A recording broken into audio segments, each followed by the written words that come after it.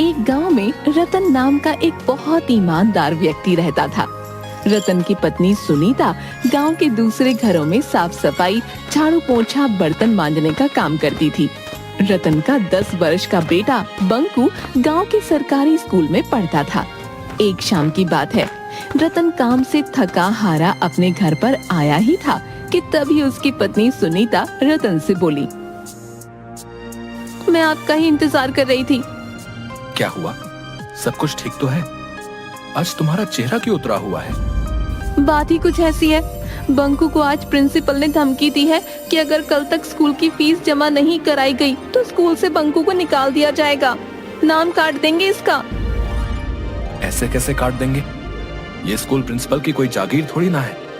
अरे सरकारी स्कूल है। इस बात को तो मैं भी जानती हूँ, लेकिन आप ही बताओ ना, आपने बंकू की फीस कितने महीने से जमा नहीं की? सुनीता की बात सुनकर रतन उदास होकर गहरी सोच में डूबते हुए बोला, बात तो तुम सही कह रही हो। बंकू की फीस हमने पिछले 6 महीने से जमा नहीं की। इसमें प्रिंसिपल का कोई दोष नहीं, सारा दोष मेरा है।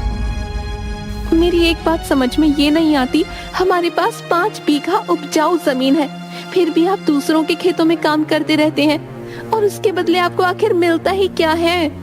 अगर मैं दूसरों के घर में बर्तन ना मांजूं तो हमारे घर का खर्चा चलना भी मुश्किल हो जाएगा। मैं क्या करूं सुनीता, तुम अच्छी तरह से जानती हो कि हमारी 5 बीघा जमीन चतुर सिंह के यहाँ पर गिरवी पड़ी हुई है। पिताजी ने सेठ जी से जो 2 लाख रुपए का कर्जा लिया था वो उसे चुका नहीं पाए और स्वर्ग सिधार गए। और रही बात मेरी, तो तुम तो जानती हो कि मैं मुश्किल से कितना कमा पाता हूँ। मैं आपकी सारी बात समझती हूँ, लेकिन कुछ ना कुछ तो करना ही पड़ेगा ना। अगर ऐसे ही चलता रहा तो मुझे लगता है हमारे इससे भी बुरे दिन शुरू हो जाएंगे। तुम चिंता मत करो सुनीता, मैं कोई ना कोई इंतजाम करता हूँ। इतना कहकर रतन चारपाई पर लेटकर गहरी सोच में डूब गया। रतन रात भर यही सोचता रहा कि आखिर ऐसा कौन सा काम किया जाए जिससे उसकी गरीबी दूर हो जाए।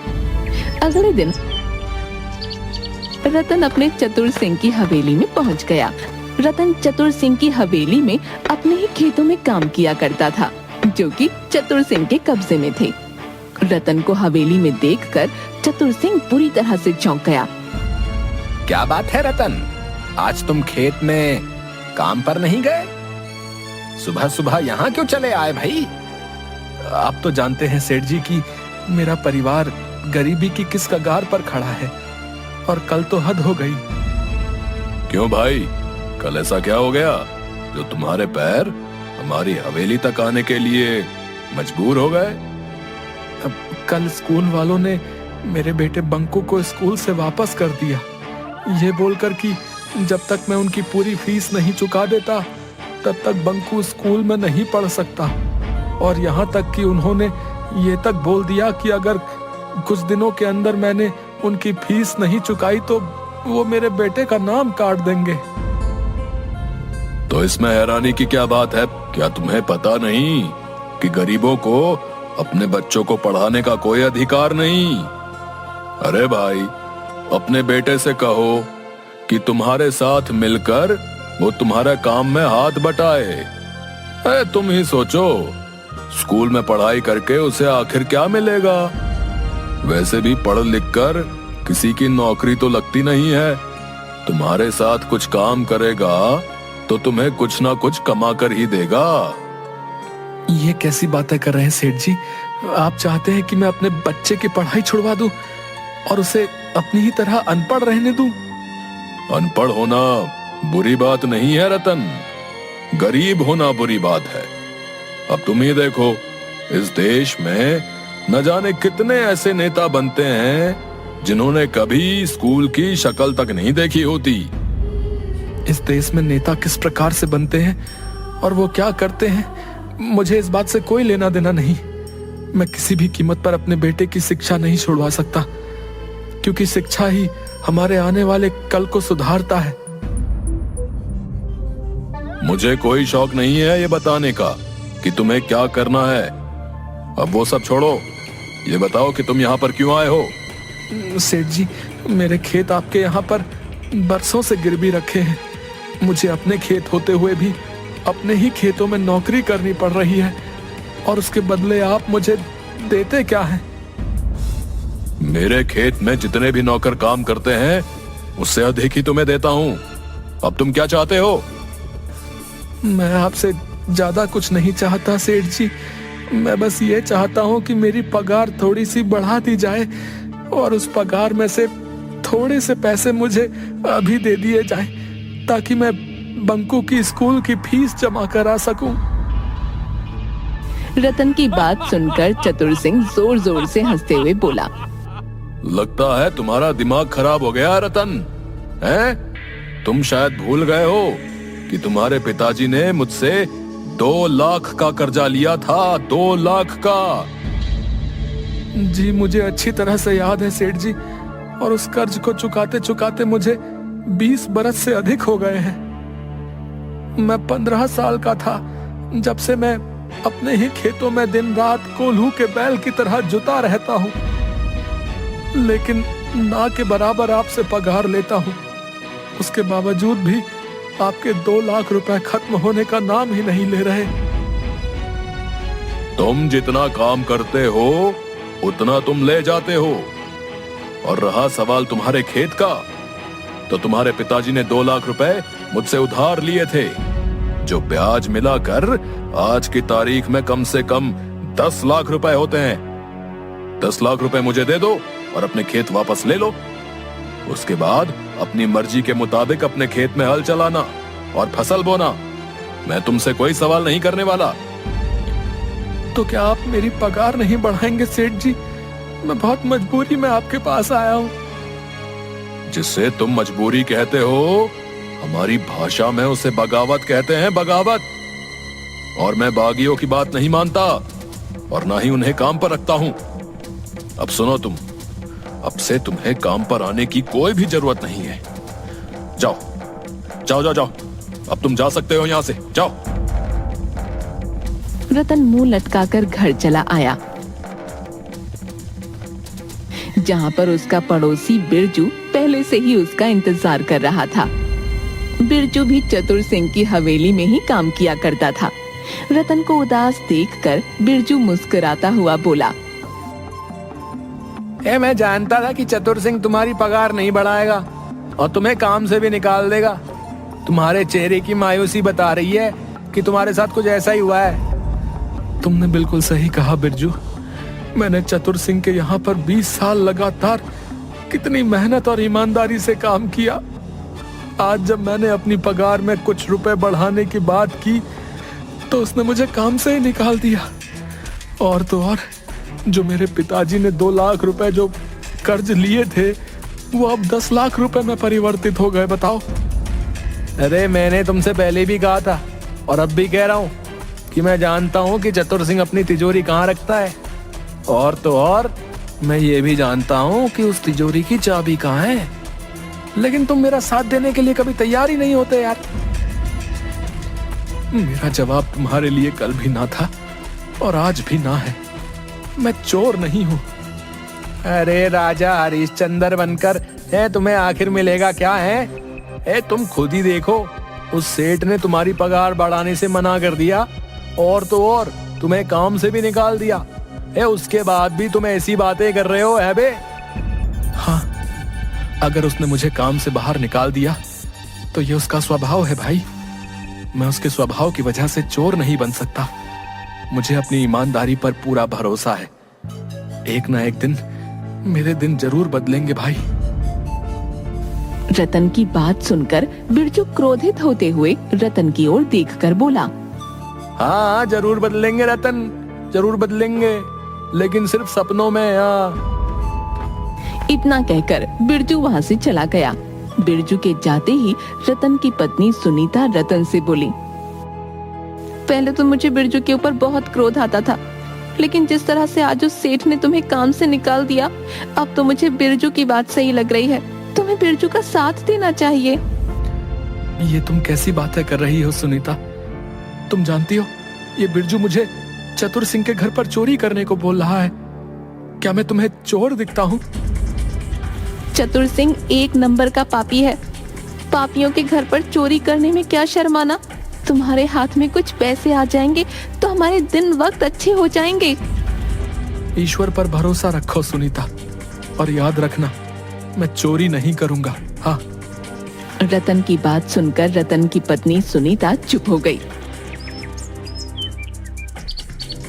कुछ दिन के बाद रतन के बुरे दिन शुरू हो गए। रतन ने पूरे गांव में हर किसी से काम मांगा, मगर उसे काम नहीं मिला। कुछ ही दिनों के बाद उसके घर पर राशन पानी सब कुछ खत्म हो गया। रतन और उसके परिवार की भूखे मरने की नौबत आ गई। एक दिन रतन की पत्नी सुनीता रतन को 3 रुपये देती हुई बोली, ये लीजिए, मेरे पास सिर्फ यही 3 रुपए बचे हैं। 3 रुपए में भला क्या आ जाएगा सुनीता? आपके सेठ की वजह से मुझे भी मेरे मालिक ने काम से निकाल दिया। ये 3 रुपए ही बचे हैं मेरे पास। आपके पास तो आपकी ईमानदारी के अलावा कुछ है ही नहीं। जाइए और शाम के समय खाली हाथ मत आइएगा। रतन उदास होकर अपने घर से चल दिया और एक पेड़ के नीचे बैठकर अपनी गरीबी के बारे में सोचते हुए फूट फूट कर रोने लगा। तभी एक बुजुर्ग व्यक्ति हाथों में लाठी थामे रतन के पास आकर बोले, कौन हो तुम और क्यों रो रहे हो? मैं बहुत परेशान हूँ बाबा, अभी मेरा बातचीत करने का बिल्कुल भी मन नहीं है। अरे, बातचीत करने से मन हल्का हो जाता है बेटा। मुझे अपनी समस्या बताओ, हो सकता है कि मैं तुम्हारी कुछ मदद कर सकूं। रतन रोते हुए अपने घर के सारे हालात उस बुजुर्ग व्यक्ति को बताने लगा। तुम्हारी समस्या का एक हल है मेरे पास। मैं एक ऐसे बाजार के बारे में जानता हूं जो चोर बाजार के नाम से प्रसिद्ध है, जहां पर एक से एक महंगी वस्तु बहुत सस्ते दामों में मिलती है। तुम्हारे 3 रुपए से तुम बहुत कुछ ला सकते हो। लेकिन बाबा, मैं चोरी के सख्त खिलाफ हूं और आप मुझे चोर बाजार जाने की बोल रहे हैं। बेटा, उसका नाम चोर बाजार है, लेकिन वहां पर चोरी की वस्तुएं नहीं मिलती। ये तो बस एक मुहावरा होता है। उस बुजुर्ग व्यक्ति ने रतन को एक जंगल का पता दिया। लेकिन बाबा, वहां तो घना जंगल है। कुछ खास चोर बाजार अक्सर घने जंगलों में ही लगते हैं बेटा। रतन धीमे धीमे कदमों से उस जंगल की ओर चल दिया। कुछ दूर जाकर उसे एक जंगल में बाजार लगा नजर आया, जहां पर एक से एक आधुनिक वस्तु लेकर पुरानी वस्तुएं तक बिक रही थीं। उस चोर बाजार में खाने पीने की वस्तुओं से लेकर हवाई जहाज तक मौजूद था। ये देखकर रतन की आश्चर्य से आंखें फटी की फटी रह गईं। तभी रतन की नजर दाल चावल की दुकान पर पड़ी।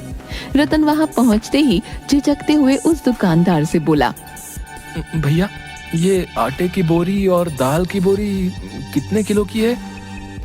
भैया, ये आटे की बोरी जो है 25 किलो की, और ये दाल की बोरी भी 25 किलो की है। मेरे पास तो केवल 3 रुपए हैं, लेकिन पापा ने कहा था कि यहाँ पर बहुत सस्ती वस्तुएं मिलती हैं। रतन को सोचते देख वो दुकानदार रतन से बोला, क्या हो गया भैया, किस सोच में पड़ गए? ये आटे और दाल की बोरी मुझे कितने में मिल जाएगी? अरे भैया, केवल 1 रुपए में। ये सुनकर रतन बुरी तरह से दंग रह गया। कहीं आप मजाक तो नहीं कर रहे? अरे भैया, मुझे लग रहा है कि आप यहाँ पर नए हो। रतन ने उसे 1 रुपया दे दिया और बोरी घर पर उठाकर ले आया। अरे, आपके पास तो कल 3 रुपये थे, क्या आप किसी से पैसे उधार लेकर आए हो क्या?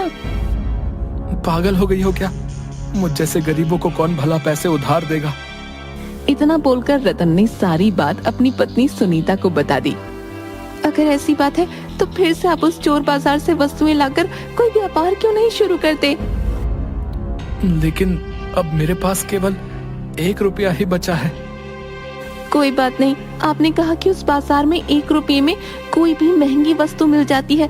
आप 1 रुपये की कोई भी महंगी वस्तु ले लीजिए और उसे बेच दीजिए। फिर अगले दिन आपको जो मुनाफा हो उससे और अधिक सामान ले आइए। रतन को अपनी पत्नी की बात पसंद आई। अगले दिन रतन चोर बाजार में पहुंच गया। वो सीधा एक कंप्यूटर की दुकान पर पहुंचा और एक महंगा कंप्यूटर 1 रुपये में खरीद कर लिए आया और गांव में बेच दिया। रतन को उस कंप्यूटर से पूरे 20,000 रुपए का मुनाफा हुआ। उसके बाद ऐसा रोज होने लगा। रतन कुछ ही दिनों में देखते ही देखते रतन के दिन बदल गए। अब बंकू सरकारी स्कूल में नहीं बल्कि एक महंगे प्राइवेट स्कूल में पढ़ने लगा और रतन के टूटे फूटे घर की जगह एक बहुत बड़ा आलीशान मकान बन गया। कुछ महीनों बाद रतन सीधा सेठ के पास पहुंचा। सेठ जी, ये लीजिए 10 लाख रुपए। वो सब तो सही है रतन, लेकिन मेरी समझ में नहीं आता कि आखिर तुम इतने पैसे ले कहां से आए। सेठ जी, आपको अपने कर्ज से मतलब है। इससे आपको कोई मतलब नहीं कि मैं ये पैसे कहां से लेकर आया। बाकी पूरा गांव जानता है कि मैं एक ईमानदार हूं, कोई भी गलत कार्य नहीं कर सकता। रतन का टका सा जवाब सुनकर सेठ अपने दांत पीस कर रह गया। वो चाहकर भी अब कुछ नहीं बोल सकता था क्योंकि रतन अब उसकी बराबरी तक पहुंच गया था। रतन ने अपने पिता की जमीन छुड़ा ली। इसका पीछा करना पड़ेगा। सुना है ये अक्सर जंगलों में जाता रहता है। अगले दिन सेठ रतन का चुपके चुपके पीछा करने लगा। सेठ ने देखा कि रतन एक जंगल में जाकर रुक गया और जंगल के पेड़ों में से अकेले अकेले बातें करने लगा। ये देखकर सेठ बुरी तरह से डरते हुए अपने आप से बोला, लगता है कि इसे पता लग गया है कि मैं इसका पीछा कर रहा हूँ। सेठ चुपचाप मन महसूस कर अपने घर आ गया। कुछ दिन बाद उसने रतन का पीछा करने का विचार त्याग दिया। कुछ दिन बाद सुनीता अपने पति रतन से बोली, मैं भी उस बाजार को एक बार देखना चाहती हूँ। अरे, ये भी कोई पूछने की बात है। चलो, तुम तैयार हो जाओ। आज मैं तुम्हें अपने साथ उस चोर बाजार में लेकर जाऊंगा। सुनीता तैयार होकर रतन के साथ सीधा उस जंगल में चली गई जहाँ पर वो चोर बाजार लगा करता था। मगर सामने का दृश्य देखकर रतन बुरी तरह से चौंक गया क्योंकि वहाँ पर चोर बाजार का कोई नामो निशान मौजूद नहीं था। यहाँ तो कुछ भी नहीं है। अब मेरी बात का विश्वास करो सुनीता, यहीं पर ही चोर बाजार लगा करता था। मैंने यहीं पर बहुत सी वस्तुओं को खरीद कर बेचा है, सच कह रहा हूँ। तभी रतन की नजर उसी बुजुर्ग व्यक्ति पर पड़ी जो उसकी ही ओर आ रहा था। अरे बाबा, आप तो वही हैं जिसने मुझे इस चोर बाजार का पता बताया था। वो चोर बाजार कहाँ गया? वो एक बहुत ही खास चोर बाजार था बेटा। अब तुम धनवान हो चुके हो। अब तुम्हें उस चोर बाजार की कोई आवश्यकता नहीं। अब वो चोर बाजार यहाँ से हटकर कहीं और लग चुका है, क्योंकि वो चोर बाजार कभी भी एक जगह नहीं टिकता। इतना कहकर वो बुजुर्ग वहाँ से चला गया। सुनीता अपने पति की ओर देखकर बोली, लगता है आप अभी भी नहीं समझे। वो चोर बाजार असल में एक मायावी चोर बाजार था। ईश्वर ने आपकी ईमानदारी से प्रसन्न होकर शायद आपके ऊपर ये उपकार किया है। अब मुझे आपकी ईमानदारी पर गर्व हो रहा है। शायद तुम सही कहती हो। रतन अपनी पत्नी के साथ घर पर चला गया। वो आज भी सोचता है कि आखिर आज वो चोर बाजार कहाँ पर लगा होगा।